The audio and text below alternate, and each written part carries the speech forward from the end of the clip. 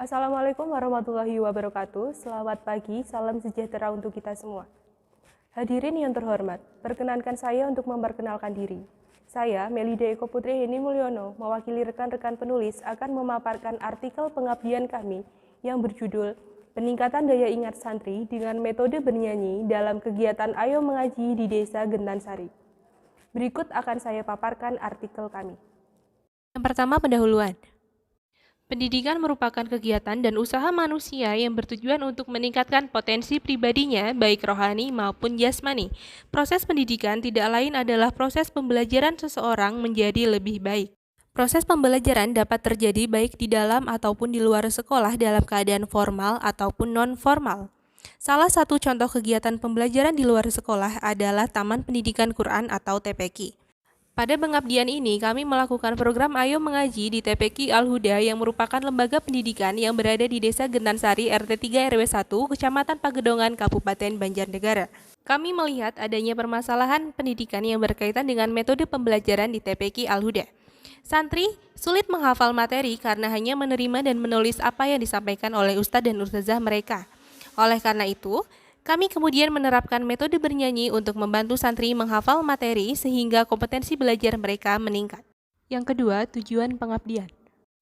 Pengabdian ini bertujuan untuk mendeskripsikan tanggapan santri terhadap metode bernyanyi dalam program Ayo Mengaji dan meningkatkan kemampuan santri dalam mengingat materi menggunakan metode bernyanyi, sehingga hasil belajar pada materi kenabian juga meningkat.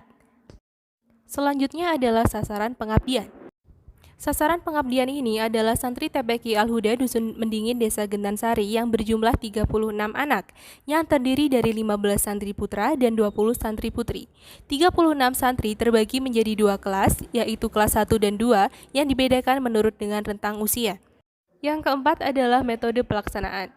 Metode pelaksanaan program ini adalah pelatihan dan pendampingan kegiatan TPQ Al-Huda Desa Gentansari dalam penyampaian materi tentang kisah Nabi Muhammad SAW menggunakan metode bernyanyi. Selama 3 minggu, mahasiswa KKN mengikuti kegiatan yang diadakan secara rutin, yaitu 3 kali dalam 1 minggu. Pada minggu pertama, mahasiswa melakukan wawancara kepada ustadz dan ustazah untuk mengetahui keadaan awal siswa. Selanjutnya, mahasiswa melakukan observasi selama kegiatan pembelajaran yang biasa diikuti oleh santri. Ternyata, ustadz ustazah menggunakan metode ceramah dan menulis. Setelah melakukan observasi, yaitu pada pertemuan selanjutnya di minggu kedua, mahasiswa KKN kemudian mulai memberikan materi menggunakan metode bernyanyi. Materi yang diberikan oleh mahasiswa KKN dalam program kerja Ayo Mengaji adalah sebagai berikut. Yang pertama, terkait dengan kisah kelahiran Nabi Muhammad, yang kedua silsilah keluarga Nabi Muhammad, dan yang ketiga adalah kisah Abu Lahab, paman Nabi yang kejam. Pada pelaksanaan program Ayo Mengaji bersama KKN BMC 2 UNES, santri mengamati dan mempelajari kisah Nabi yang ditampilkan pada layar proyektor terlebih dahulu sebelum kemudian dikenalkan dengan lagu.